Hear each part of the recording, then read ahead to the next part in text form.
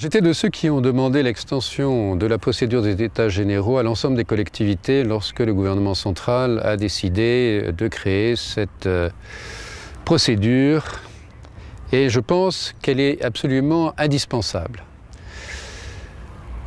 Aujourd'hui, toutes les collectivités s'interrogent d'une manière ou d'une autre sur leur destin. Le système des États généraux est un système qui permet de réunir beaucoup de gens, et surtout en utilisant les procédés aujourd'hui numériques qui permettront, je l'espère, de réunir encore plus de témoignages, y compris de témoignages éloignés.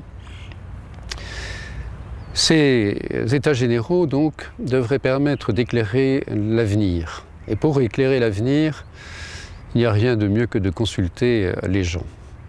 La Polynésie, de son côté, a une expérience dans ce domaine. Elle a, il y a déjà maintenant une vingtaine d'années, lancé ce qui était la charte de développement, c'est-à-dire des réflexions analogues à celles des États généraux d'aujourd'hui. La charte de développement a permis, à un moment où on s'interrogeait sur l'avenir du centre d'expérimentation nucléaire, de définir les lignes d'un développement à 10 ans et qui a donné lieu au vote par le Parlement d'une loi. Cette loi s'est achevée en 2004.